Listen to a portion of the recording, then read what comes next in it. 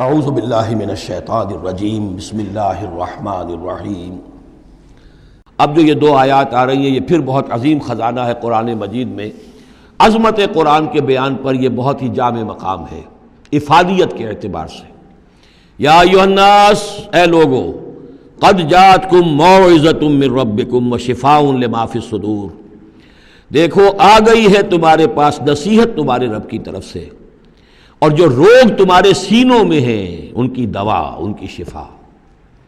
یہ بہت اہم ہے، یہاں جو ترتیب آئی ہے وہ یہ ہے کہ اگر دل سخت ہو گئے ہوں تو ظاہر بات ہے کہ پھر اس پر کوئی کلام نرم و نازک بے اثر، مرد ناداں پر کلام نرم و نازک بے اثر، تو پہلے دل کو نرم کرنے کی ضرورت ہے۔ زمین سخت ہے، بارش برسی ہے، بارش بہہ گئی ہے، کوئی فائدہ ہی نہیں ہوگا، بارش جذب بھی نہیں ہوا۔ آدمی بیمار ہے، الٹیاں آ رہی ہیں، آپ دوا دے رہے ہیں، نکل جاتی ہے، وہ دوا جو ہے معدے سے جذب ہو تو فائدہ پہنچائے نا۔ تو پہلا کام یہ ہے کہ دل کو نرم کیا جائے۔ ثم قست قلوبکم، جو دل سخت ہو گئے تھے انہیں نرم کیا، اس کے لیے واعظ کی ضرورت ہے، موعظہ، نصیحت، ایسی بات جو دلوں میں گداز پیدا کر دے، نرمی پیدا کر دے۔ پھر اس کے بعد جب وہ دوا بن کر اور وہ جذب ہو جائے تو اب اس کی تاثیر ہوگی کہ اب جو اس کے اندر امراض ہیں دلوں کے اندر، دلوں میں امراض کیا ہیں؟ دنیا کی محبت، دولت کی محبت، شہرت کی محبت، جائیداد کی محبت، اولاد کی محبت، بیویوں کی محبت۔ دنیا یوں سمجھیے کہ ایک شے ہے، اسی میں ساری چیزیں آ جائیں گی۔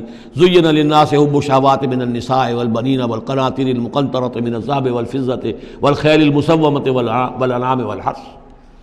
یہ روگ اور تکبر اور حسد اور بغض، ان چیزوں کو نکال کر ان کا جو ہے علاج ہے وہ قرآن ہے۔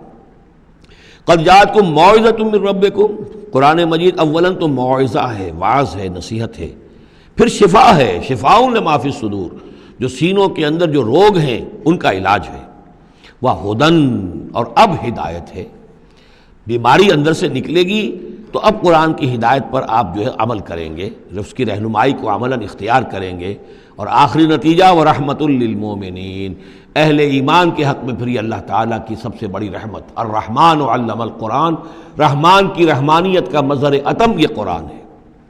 قل بفضل اللہ وبرحمتہ، اے نبی ان سے کہیے یہ قرآن جو نازل ہوا اللہ کے فضل سے اور اس کی رحمت سے نازل ہوا ہے، یہ اس کے فضل اور رحمت کا مظہر ہے، یہ اس کا بہت بڑا احسان ہے، یہ اس کی سب سے بڑی دولت ہے جو اس نے نوع انسانی کو دی ہے۔ قل بفضل اللہ وبرحمتہ فبذلک فلیفرحوا، تو اس پر خوشیاں منائیں۔ جشن منانا ہے تو قرآن کا مناؤ، خوشیاں منانی ہے قرآن کی مناؤ کہ اللہ تعالیٰ نے اتنی بڑی شے تمہیں عطا کی ہے۔ فرح کا لفظ عام طور پر قرآن مجید میں اچھے سینس میں نہیں آتا۔ فرح کہتے ہیں کہ خوشی سے پھولے نہ سمانا، عام طور پر یہ مذمت کی جگہ آتا ہے، لیکن یہاں فرمایا قرآن کے اوپر اگر فرح کرنا ہی ہے فَبِذَلِكَ فَلْيَفْرَحُوا، خوشیاں منانی ہے تو اس پر مناؤ۔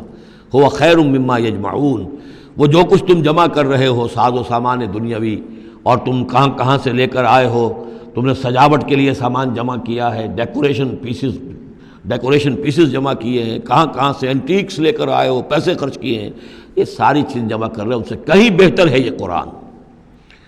قُلْ أَرَأَيْتُم مَّا أَنزَلَ اللَّهُ لَكُم مِّن رِّزْقٍ، ان سے کہیے کہ تم نے غور کیا کبھی کہ اللہ نے تمہارے لیے رزق اتارا ہے، فَجَعَلْتُم مِّنْهُ حَرَامًا وَحَلَالًا، تو تم نے اس میں سے کسی کو از خود اپنی مرضی سے حرام قرار دے دیا، کسی کو حلال قرار دے دیا۔